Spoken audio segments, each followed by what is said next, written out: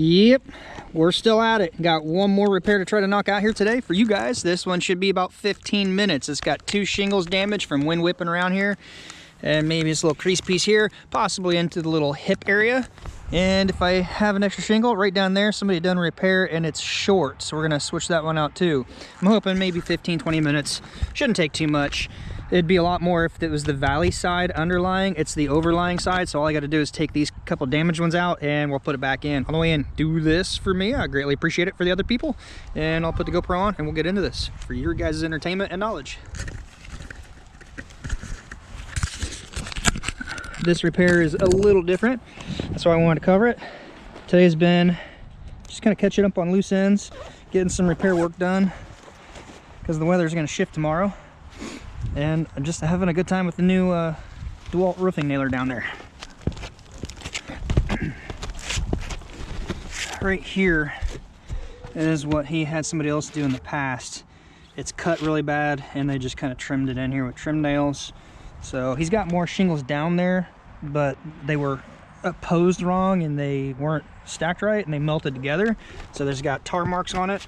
I do have some duration driftwood in the truck. We may use it. This appears to be GAF. Maybe. Not sure. It's old. But that's what he wanted me to use. We're gonna try that out. I got 3 here, 2 more on his grill.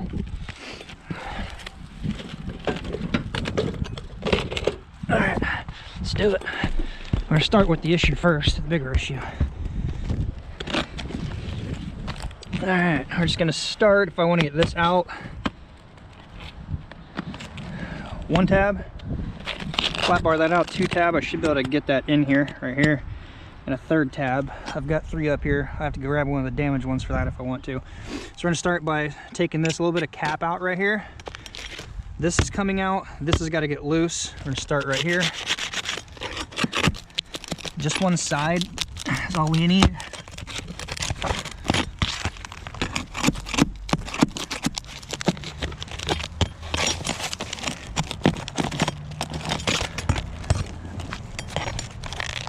Make sure, oh, he's got a nail up under there. Get that out. That should be it. Split this seal here. Easy peasy.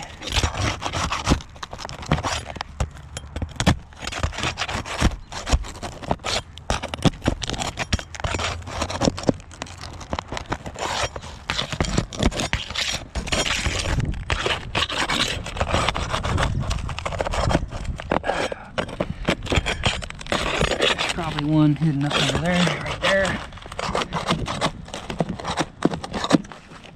I got it. There could be more along that edge, but if there is, we're just going to tear those out. This is trash. Just get it out of there.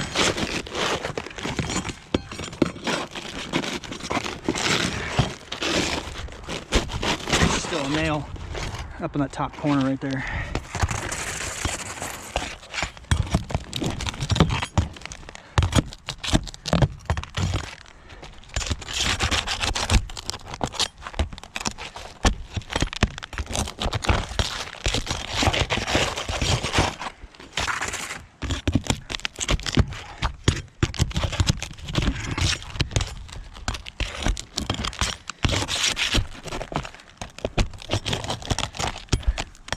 We're gonna have to trim this back from this drip groove to about here. So any nails like this one, we're gonna have to get it out.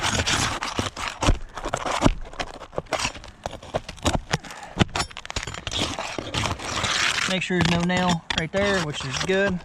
There is not. Hook blade.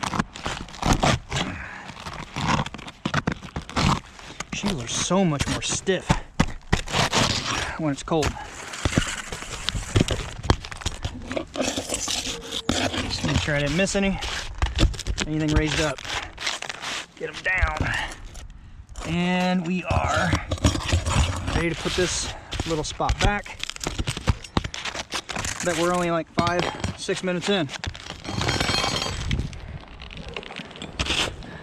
If you're new to working on roofs, or if you're a homeowner DIYer, it's always good to stay out of the center of the valley. If it's installed right, you should be able to walk there, but just take from me, you don't want to, because you don't want to have a problem.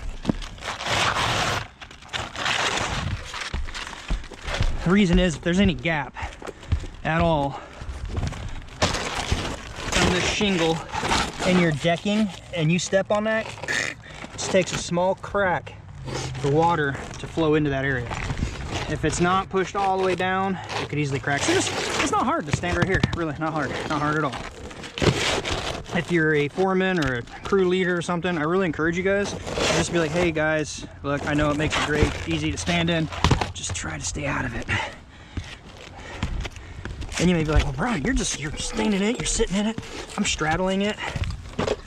If you saw when my knee was on that cushion, I'm crossing over it, there's really no weight in that.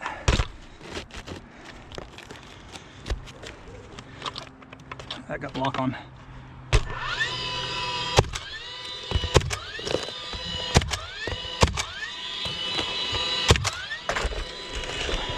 Now I want to show right here, before I put the rest of this back, about cutting dog ear corners on your valley. So I'm just lining this up down here with as much as I have, using it as a straight edge through here to get that imaginary line the rest of the way up. We're going to cut this.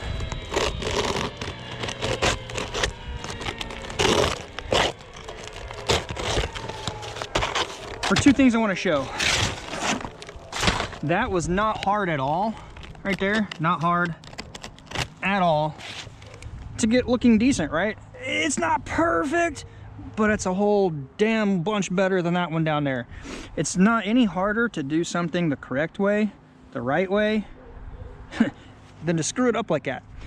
And the second thing, the reason what I wanted to show you here, imagine a whole valley up and you got this close cut valley. It's close cut valley because one side runs under, other side crosses over, you cut it. This point right here, if it's down farther, you got a lot of water running off from each direction, catching these points, it can hit this and run laterally across this. So manufacturer said, hey, you need to dog ear those, you need to nip the corners, you need to cut those. Doesn't take much, but if water rushes this valley and hits this, it's not gonna defy gravity like Houdini does and come up over here, it's gonna hit it and run down. It's such a simple concept. If you're doing a roof and you're gonna do a close cut valley, you might wanna do that.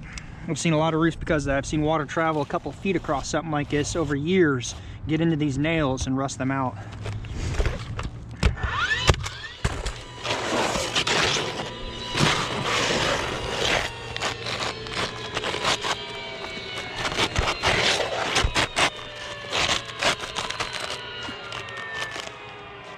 And as long as your exposed side here that's going to be visible is crossing over and can cut, you're not so much, excuse me, worried about that little piece right there. All of a sudden got the little sneezes.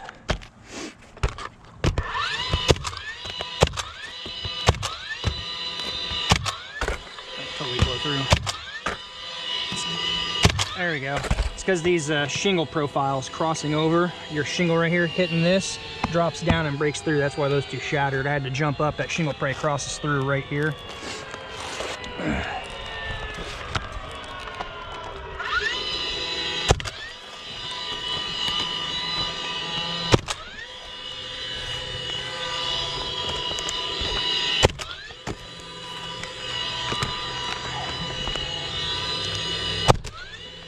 Beautiful. That's so much better than trying to hold it up and swing it on a cold day.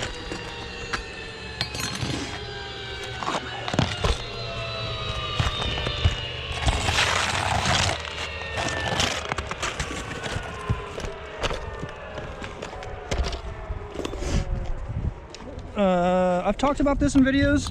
Because this is so small and it's going to be kind of tugging weird on this, I just want to show you on a cold day, you can use your snips to easily just cut right through this. Just be aware that it could possibly over time dull the hardened steel right here.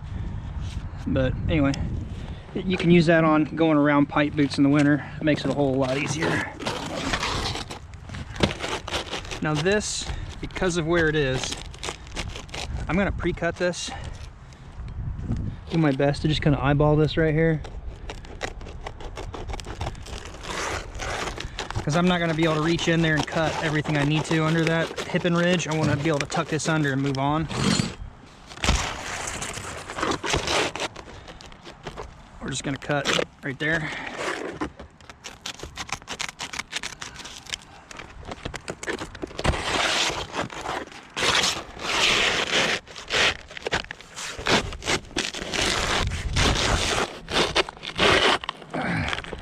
There's another nail, probably from under a hip and ridge, or a piece way up at the top there.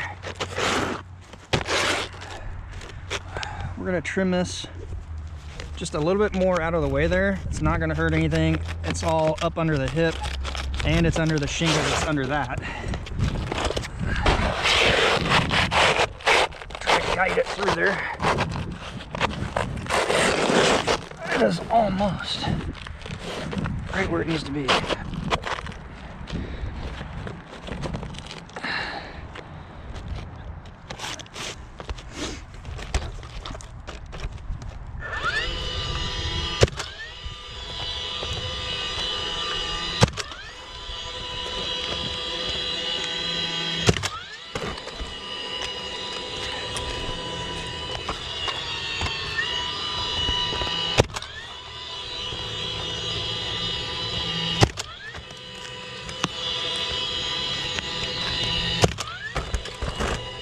That hole I was talking about earlier, this shingle goes up under it, not an issue. We're also going to seal it.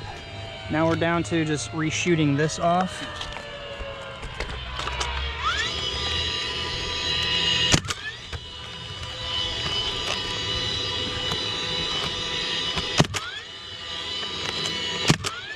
Come on.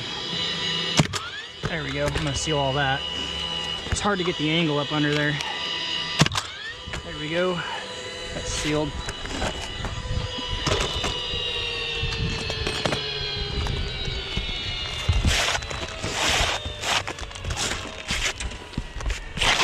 See that boo-boo I just about did? I'd done this 23 years or so, just about made a bit of a boo-boo. I stepped on that shingle piece. Almost ate it. Working my way down to the sealer. We're gonna caulk this one, cut this video short for you guys. The small part down below is gonna be basically the same as I did right here, except this had the advantage of the hip right there, and I could talk about the valley. So, some sealer, a couple dabs.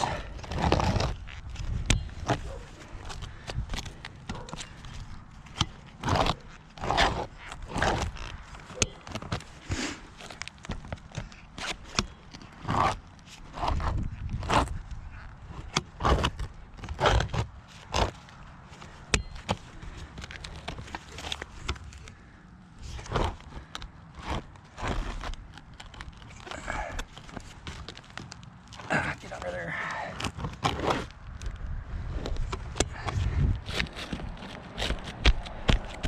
Got one more up to go.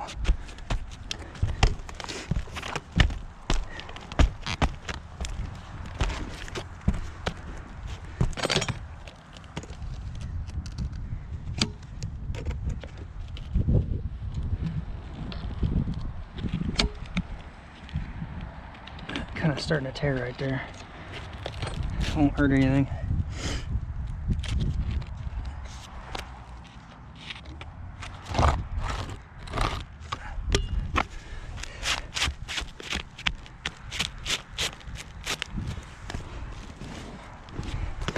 All right, got all those. Got that one. This one looks like it's under there. Yep, it's got sealer under it.